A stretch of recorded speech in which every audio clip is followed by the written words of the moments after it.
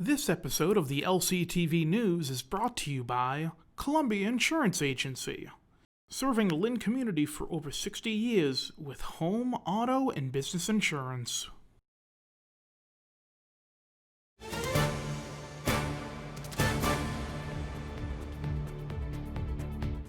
Good afternoon, I'm Wesley Days with your August 5th Lynn News Update. Have you been tested for COVID-19? Well, you still have a chance. The City of Lynn has recently been selected to take part in the state's Stop the Spread initiative. The free program allows for Lynn residents to set up a time to take the test for coronavirus throughout the city. The parking lots at the Lynn Community Health Center and Lynn Classical High School are just a few of the testing spots. For more information or to set up an appointment, call the Health Center at 781-581-3900. Last Thursday, raw sewage on Kings Beach halted fun for many beachgoers in Lynn. A rainstorm released the sewage that afternoon, and many had to avoid the water. We have reached out to the Lynn DPW for a comment to see what happened, and we have yet to hear a response. Now we're calling all volunteers. The new Lynn Coalition is looking for community members to help serve hungry families. The coalition is looking for delivery drivers, food sorters, and family outreach specialists. If you're interested, you can apply at northshorefoodaid@gmail.com. Now your vote matters, and members of the Lynn Latino Leadership Coalition were out reminding residents of the importance of voting in the upcoming election. LCTV spoke to one of the members of the coalition to find out more. Our vote matters, and the Lynn Latino Leadership Coalition are reminding residents of that. September 1st is the election, so we try to motivate them, especially Latino people, to go out to vote. The coalition wants to emphasize the importance of voting in the local elections. People pay attention more when it's a state election or presidential, but they don't pay attention about local election. We live here, we pay taxes here, we represent part of the United States, so we should be involved. We should be involved, and it's just, we must be involved. For the Latino community, it's important they understand that their vote matters. We want to teach Latino, want to let them know that it's a privilege to vote. And when we vote, we count. Lynn Museum hosted their first Arts in the Park function last Friday. Residents got the opportunity to stroll through the park and view an outdoor art gallery featuring work from local artists. LCTV has more. And you drunk my health in scented jasmine tea. Residents gathered outside of Lynn Museum for the museum's last Friday Art in the Park gallery. Lynn Museum, LynnArts, we're in the process of reopening. Our indoor spaces are limited in terms of capacity per the guidelines from the state and the city. So we thought, hey, let's bring some art outside, get people together, socially distant. I think it's a wonderful, thing to have in Lynn. It's definitely such a beautiful space, and it's a great thing for people just to come down, kind of walk through, enjoy your evening. The gallery displayed paintings from local artists as well as live performances. You'll walk in, see some art, see some local artists. A lot of the members here are from galleries at LynnArts. They lease the gallery spaces in the LynnArts building, so it's nice to have them there. Right now it's wonderful to kind of have that relief and to be outside and be distant from people but still kind of see other people around. This is the first of many Art in the Parks to give artists a creative space. When people are watching you paint, you don't want to just sit and do little details. It takes too long, it's kind of boring.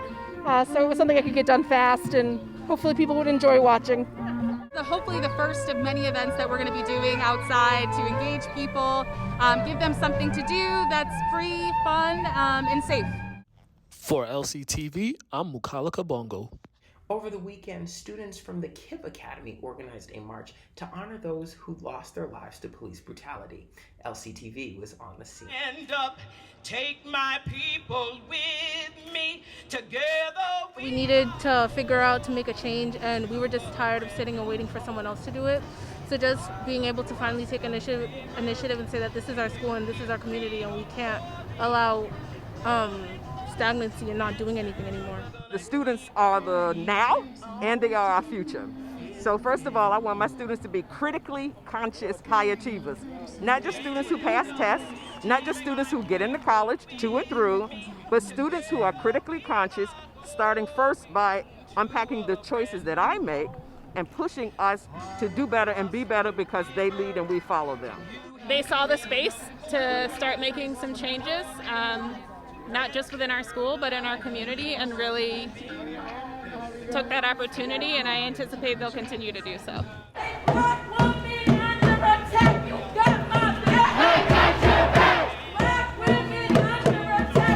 I think anytime someone has an opportunity to show agency, which is important to me, that our students show agency, that means they're bought into the change, that means they're committed to the long work that it takes. We have a long way to go, and our students are very equipped and committed to holding us accountable for that, as they should be. To all my members of the Black community, we are still mourning the recent murders of Breonna Taylor, Ahmaud Arbery, George Floyd, Sean Reed, and many more. We still have to fight for our rights and make it known that our lives matter. I just want everyone to understand, so we call this the March for Mending. We just want people to realize, like, even with everything going on, there's still unity and there's still some joy that we can also add to it. But also we also need to take this and run with it and still build more and do more so our community can be better. We've got to stand against white supremacy. Stand up. Now on to sports news, the Boston Celtics have fallen after their 112-106 loss to the Miami Heat last night. The Celtics took the lead in the third quarter after Daniel Theis's layup. The lead would be short-lived as Kelly Olynyk knocked down a three-pointer to give the Heat a 2-point lead.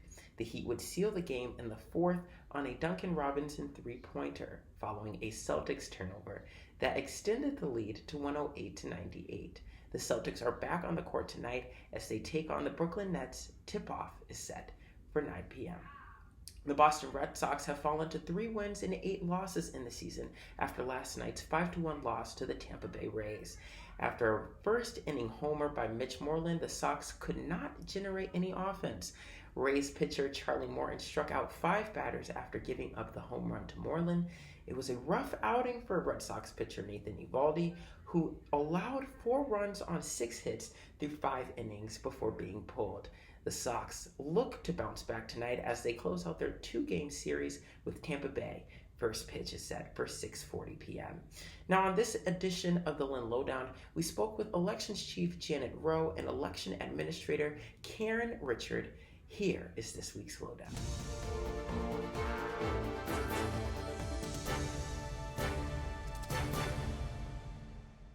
The big thing for you guys right now is the mail-in voting. It's going to start very soon in the city of Lynn. So can you explain to me how that's going to work? Okay, I'm going to actually have Karen, she has a few props with her here, and I'm going to let her explain it because she actually is taking in all of the mail-in applications right now. So, oh, hello. I go quickly through the process. Everyone should have received from Secretary Galvin's office, Secretary of State, the vote by mail application. If you did not receive one, you can call us and we can send you an application that you can complete and mail back to us. When you receive this, it will have your name and address of where you are, what your party you're registered under, and your year of birth. If you're registered as no party or unenrolled, you must select, if you want to vote in the September election, which party you want.